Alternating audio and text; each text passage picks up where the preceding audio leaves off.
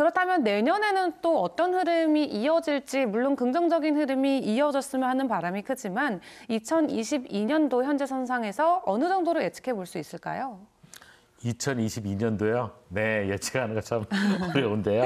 어쨌든 21년도의 연장선상에서 22년도도 바라보시면 좋을 것 같고요. 네. 또 관련해가지고 그 며칠 전이었죠? 21일이었죠? 네. 21일 날 그 야후닷컴에서 그 야후 뉴스로 이제 존 시자르라는 기자분이 5가지 22년도 어떤 예측 그런 부분을 발표했어요. 그래서 그 내용을 좀 보면서 저도 거기에 이제 저의 의견을 피력해 보는 걸로 네. 한번 해보겠습니다. 한번 기사를 먼저 보여드리겠습니다. 네. 네, 기사 여기 있는데요. 여기 보시면 네, 21일 날 네, 전문가들이 22년도에 예측한 내용입니다. 여기 이제 보시면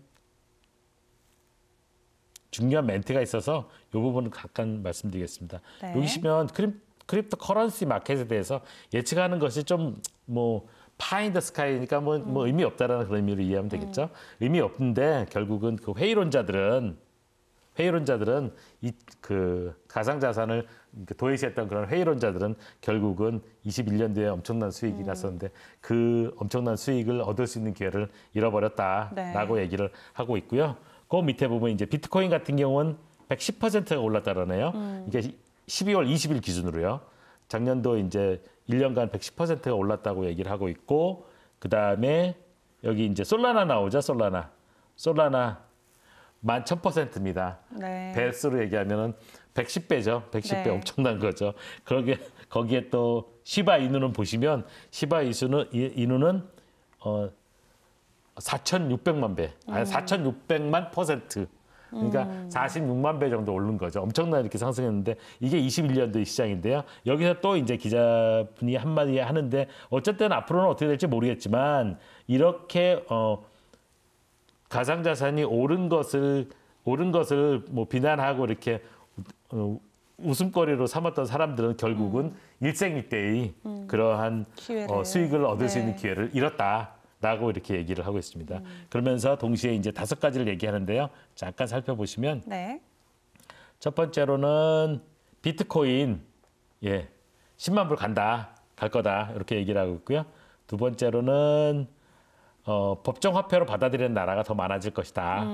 그 다음에 22년도는 가상자산 관련된 그 회사들이 보다 많이 IPO, 그러니까 그 뭐 나스닥이겠죠? 나스닥에 네. 상장을 한다. 지금 이제 코인베이스 같은 경우 상장했으니까요. 그렇게 한다고 얘기를 하고 있고, 그 다음에 채굴도 서스테이너블하다. 그러니까 보다 이제 그 지속 가능한 사업이 될 수 있다라고 생각하고, 마지막에 이제 보면은 비트코인 가격을 이더리움에 뛰어넘어서 넘버1 크립토 커런시가 될 것이다라고 얘기해서 5가지로 이렇게 정리를 해놨습니다. 네.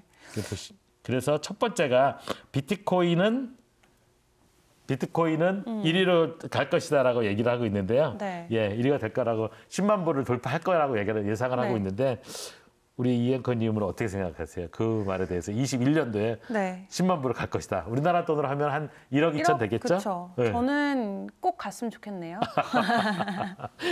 네, 갈 거라 좀 믿습니다. 제가 밀어드릴까요? 네, 밀어주면 올라갈지 모르겠는데 어떤 뭐 일부 전문가는 23년도에 갈 것이다 얘기하고 있고 뉴욕에 근거를 하면서 열심히 이제 그 가상자산 쪽을 일하고 있는 전문 CPA라고 하시더라고요. 이 케이트 월트만 같은 경우는 그 자기가 이제 만났던 여러 전문가들의 근거를 한다면 빠르면 1분기 그 전이라도 6자리 그러니까 10만 불에 이르를 수 있다라고 이렇게 예측을 한답니다. 네. 그리고 또 일부 예측하는 사람들은 10만 불 참 비트코인이 10만 불 간다라는 거 정말 겸손한 가격이다 이렇게 얘기를 하고 있고요.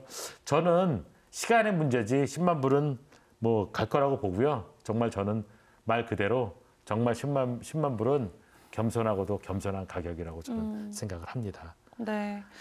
이 비트코인 10만 불 사실 좀 예측대로였다면은 올해 11월부터 좀 비싼 가격대로 올라가 주면 좋겠다라는 희망은 있었지만 우선 비트코인 10만 불과 관련된 어떤 기대치는 내년으로 일단은 밀려난 것 같습니다.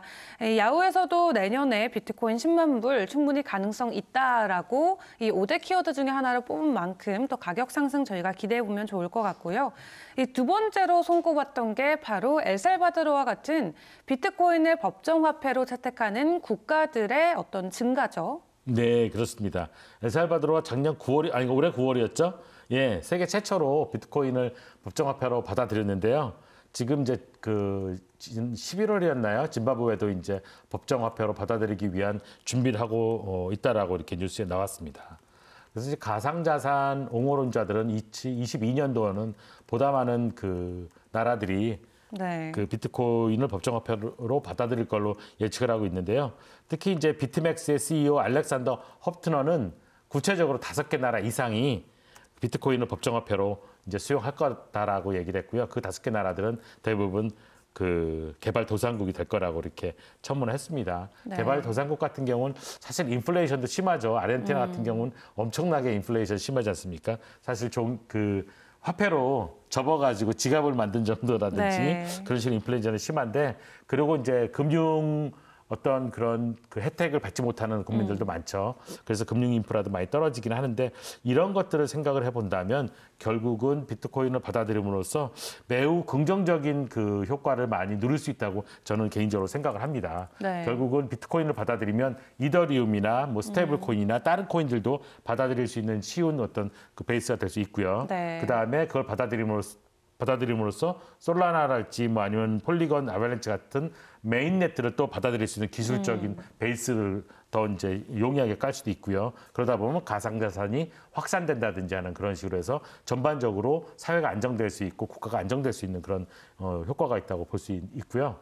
그렇게 국가나 범국가적으로 이제 그렇게 이제 가상자산을 받아들이게 되면 결국은 그 가상자산의 그 어떤 변동성이 상당히 줄어들 걸로 생각이 듭니다. 네. 그러다 보면 가격이 안정하게 되고요. 그렇다 보면 점점 더 사용하는 그 혜택도 넓어지게 될 것이고 확산돼서도 더욱더 빨라지게 될 것 같다라는 생각이 듭니다. 네, 정말 비트코인이 법정 통화의 위치까지 갈 수 있다고 생각하셨던 분들 사실 많이 없으셨을 것 같아요. 하지만 네. 올해 정말 뭐 기적이라고 표현하긴 그렇지만 이런 일이 일어날까 했던 일들이 참 많이 일어났던 한 해였던 것 맞습니다. 같은데 이 법정화폐로 결국 비트코인을 수용하다 보면은 가격적으로도 변동성이 줄어들 수 있다는 부분도 설명해 주셨습니다. 다음으로 또 예상해 볼 수 있는 점이 뭐가 있었죠? 네, 세 번째가 이제 그 가상자산 관련 회사들이 IPO에 간다라는 건데 코인베이스, 그다음에 네네. 그 스토링 홀드 디지털 마이닝이라는 마이닝 회사도 같습니다. 그렇게 보는 것은 결국은 그 디지털 커런시 이런 회사들이 결국 기존의 금융 시스템에도 점점점 영역을 확장시킨다는 그런 의미로 이해할 수 있겠고요.